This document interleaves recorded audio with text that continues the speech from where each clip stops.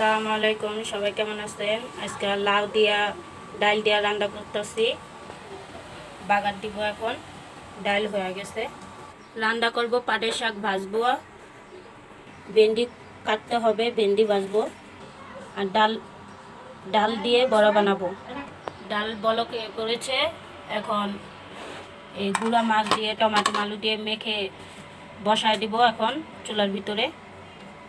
তরকারি হয়ে গেছে, গুঁড়া মাছের তরকারি। গুঁড়া মাছ হয়ে গিয়েছে, ভাত বসায় দিচ্ছি, ভাতটাও বলক আসতেছে। আমি এখন এগুলো কুটে নিই, কুটে নেওয়ার পরে দেখ ভাত হয়ে গিয়েছে, এখন ভাতটা গড় দিব। তেল দিয়ে নিলাম, এখন বড়া ভাজবো। ভাত রান্না হয়ে গিয়েছে।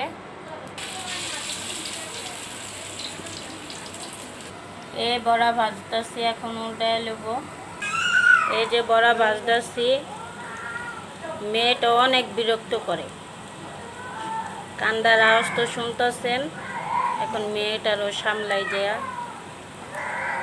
বড়া ভাজা শেষ, এখন কয়টা ভাত রয়েছে, ভাতগুলা বাগার দেওয়া হবে।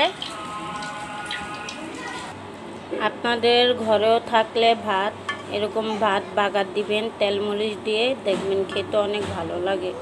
শুধু শুধু ভাতগুলা ফালাবো কেন, কত কষ্টের টাকা দেয়া চাল কিনা, তার জন্য ভাতটি বাগার দিচ্ছি। এগুলো এখন খাবো। তেল দিয়ে দিয়েছি, এখন পেঁয়াজ দিয়ে দিব।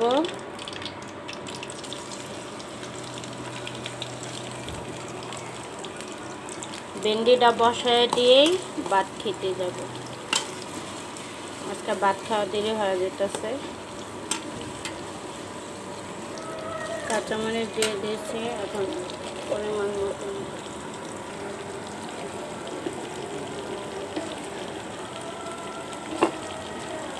পরিমাণ মতন এখন হলদি ভালোভাবে মিশার পরে এখন ভেন্ডিগুলা দিয়ে দিব।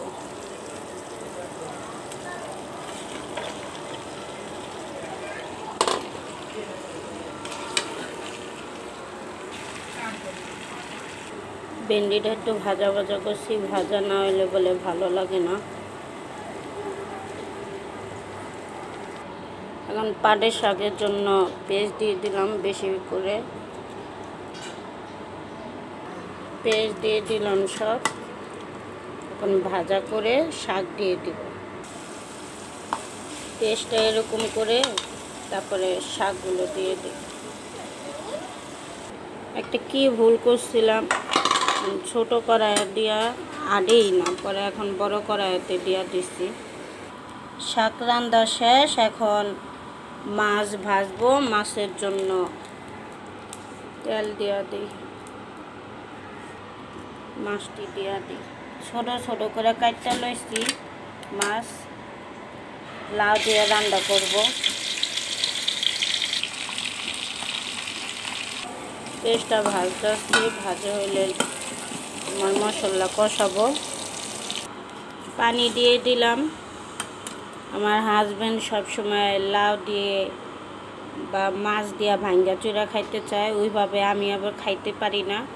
আবার সাদা সাদা, মানে ঝাল বেশি থাকবো কিন্তু সাদা সাদা। আমার শাশুড়ি অনেক সুন্দর করে রান্না করে, তারা তো বেটে খায়, বেটে মশলা দেয়, সেটা সামান্য একটু গুঁড়ামরিচ দিলাম, কাঁচামরিচটা একটু বেশি দিব, আর একটু ধনের গুঁড়া দিয়ে দিলাম, আর একটু জিরার ফাঁকিটা দিয়ে দিলাম। জিরার ফাঁকি একটু বেশি দেই, মানে গ্যারান কয় অনেক ভালো লাগে। এখন বেশি করে কাঁচামরিচটা দিয়ে দিব। কত রাঁধুনির গুড় দেখেন, লবণ দিতে ভুলে গিয়েছে, এখন আবার লবণ দিলাম। মানে এত ব্যস্ত, এত মাথার ভিতরে সব সময় টেনশন থাকে, কি থুয়া কি রাঁধবো, কি করব, কখন কি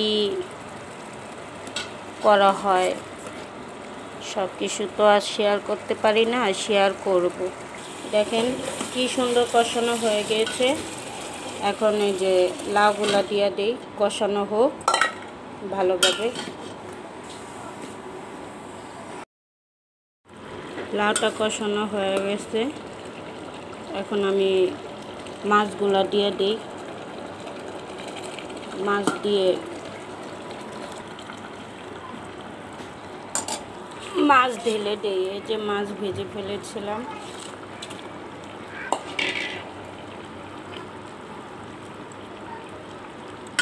আমরা আগে ডিপে ধনিয়া পাতা ধুয়ে কুচিয়ে ডিপে রেখে দিলে সুন্দর থাকে। এখন একটু ধনিয়া পাতা দিয়ে দিলে এখন তরকারিটা আরও মজা লাগবে। ধনিয়া পাতা নিয়ে এসেছি ডিপের থেকে।